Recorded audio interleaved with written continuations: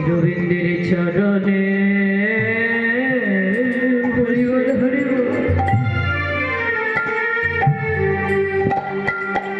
আমি বসে বসে বসে কাঁদব। আমি গোবিন্দের চরণে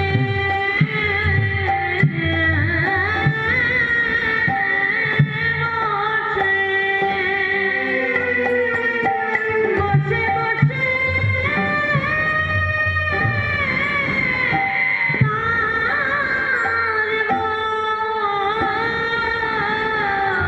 আমারে ফুল জান হরি বল হরি বল।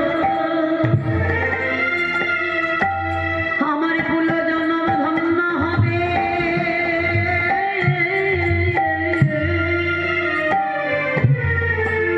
হে গোবিন্দ।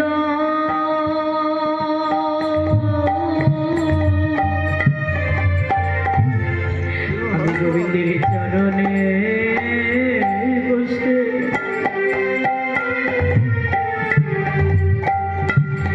আমি বসে বসে বসে কাঁদব। আমার ফুল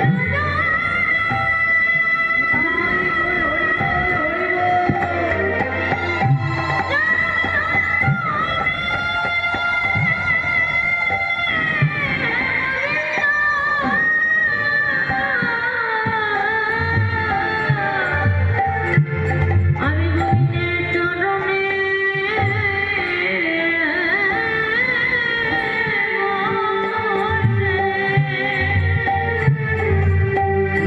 আমি বসে বসে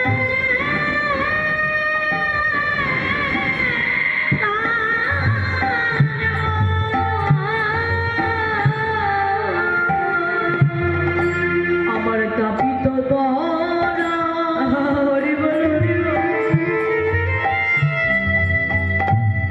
আমি শীতল করিব।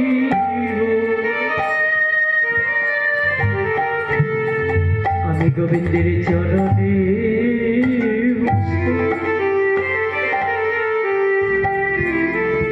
বসে বসে বসে কাঁদব। আমি তাপিত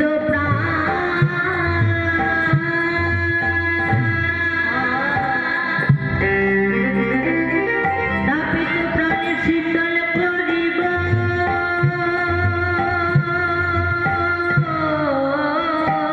হে গোবিন্দ।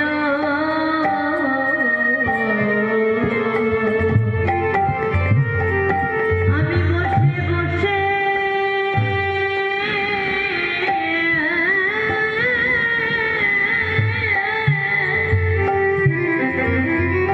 গোবিন্দের চরণে বসে বসে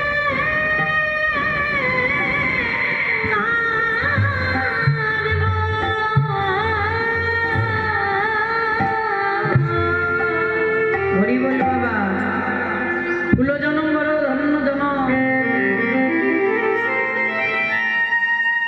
যদি কোনো ভক্ত ফুলটাকে এসে গোবিন্দ চরণে দেয় তবেই সে জনম ধন্য হয়। আর যে সমস্ত ফুল ধুলাই লুটিয়ে লুটিয়ে কাঁদে তাদের জনম তো বৃথা চলে যায়। তারা তো রাত সাথে যেতে পারছে না, ধুলাই পড়ে পড়ে কাঁদছে। এই যে রাসলীলা, এই রাসলীলা প্রথম হয়েছিল গোলক বৃন্দাবন।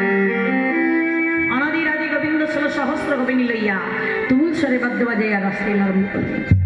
দ্বারে দাঁড়ি করলেন যোগমায়া মা, যোগমায়া দেখো দ্বারে যেন কোনো পুরুষ জাতি আসতে না পারে। এইদিকে দেবাদিদেব মহাদেব কুঞ্জ দ্বারে উপস্থিত। যোগমায়া দ্বার ছেড়ে দাও, আমি কুঞ্জের ভিতরে যাব। না না না, তোমার তো যাওয়া হবে না, তুমি পুরুষ। কিন্তু আমি যে তোমার স্বামী, আদেশ করছি দ্বার ছেড়ে দাও। ছাড়তে পারি, একটা সত্য, তোমাকে নারী সেজে যেতে হবে। ভোলানাথ কি করলে সুন্দর করে নারী সেজে রাস চক্রে প্রবেশ করছে। যেই না রাস চক্রে প্রবেশ করে চরণ দিয়েছে, রাসটা বন্ধ। কিসের কারণে এত সুন্দর রাস ভেঙে চুরমার হয়ে গেল? বলো বলো গোপিনী, তোমরা কে আছো? আমার সঙ্গে ছলনা করছো, আমার সঙ্গে তোমরা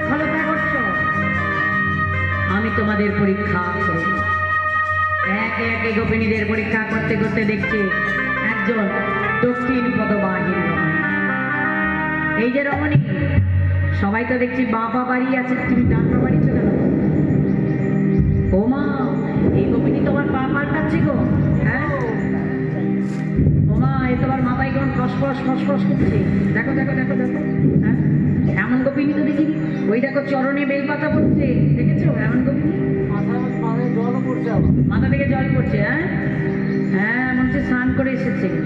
আবার সব গায়ে কি সব লাগানো আছে ছাই বর্ষর মতো। হ্যাঁ, গোপিনী তো দেখিনি। গোপিনী, তোমাকে তো চেনা লাগে না। বলছি তোমার নাম কি গো? একটু নাম বলো, নাম বলো। বাঁধাকপি।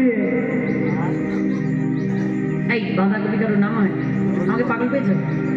হ্যাঁ, এইটা মজা করার সময় বলছি সেবা করেছো, বলছে বাঁধাকপি সেবা করেছি। বলছি তোমার নাম বলো, নাম বলো। বাঁধাকপি। কি বলে, রাঁধাকপি না আধাকপি বুঝে যাচ্ছে? হ্যাঁ, এই গোপিনী বাবু ছলনাশ্রিত গোপিনী। হ্যাঁ গোপিনী, ভালো করে নাম বলবো তো বলে খোনা খোনা করে বলবে না, ভালো করে বলো। সাদা গোপী। ও সাদা গোপী, আর আমরা শুনছি সাদা গোপী। তা যাই হোক, সাদা হোক আর হলুদি হোক, তুমি ডান পা বাড়িছ আমি দেখবো। তুই চুপ করে দাঁড়াও, দাঁড়াও দেখি। এই লাফাচ্ছে কেন? বললাম না চুপ করে দাঁড়াও দেখি।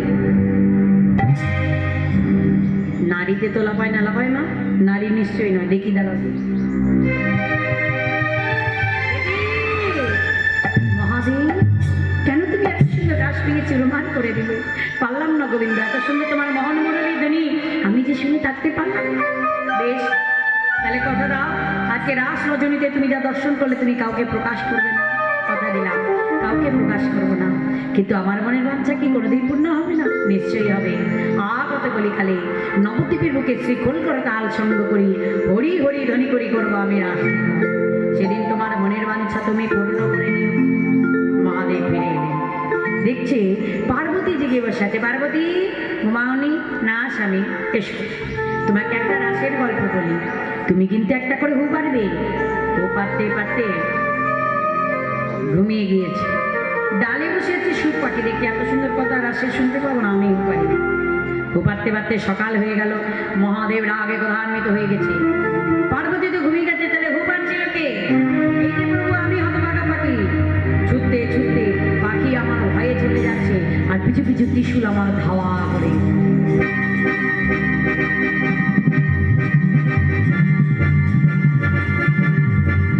ধাওয়া করতে করতে ব্যাসদেবের স্ত্রী স্নান করে চলে যাচ্ছে।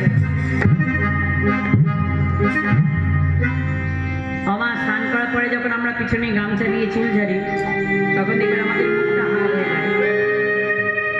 তাই ব্যাসদেবীর স্ত্রী যখন চুল ঝাড়ছে, মুখটা হা হয়ে গেছে, আর সুখ পাখি কোনো জায়গা না পেয়ে তার মুখ বাউহার দিয়ে প্রবেশ করে অন্তঃসত্ত্বা হয়ে গেলেন। আর তার এই বিষয়টা করে 18 বছর পরে, মাতান্তরে কেউ বলে 16 বছর পর, ব্যাসদেবীর স্ত্রীর গর্ভ হতে জন্ম নিলেন সুখদেব মহাপাদ মুনি, একজন মায়াময় পুরুষ।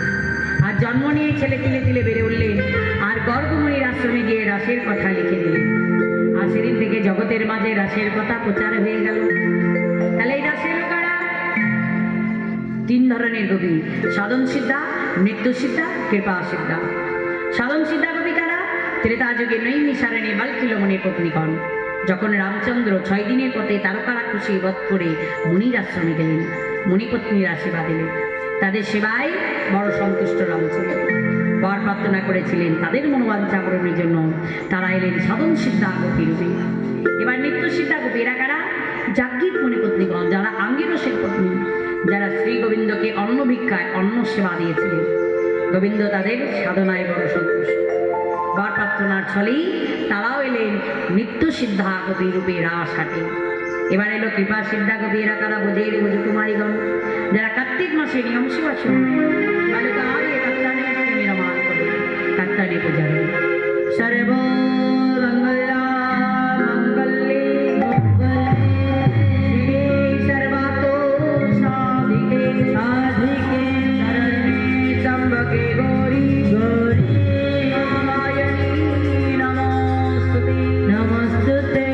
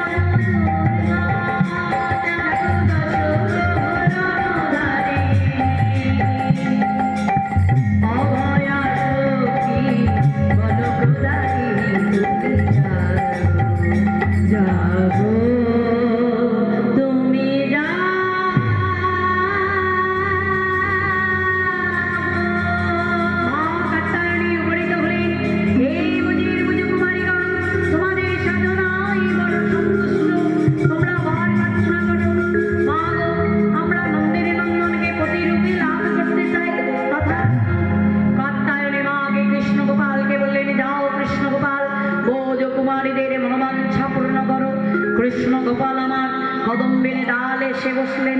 ভোজকুমারীরা স্নান করার জন্য নিজ নিজ বসনকে খুলে দিতে বিবসনা হয়ে স্নান করতে নেমেছে।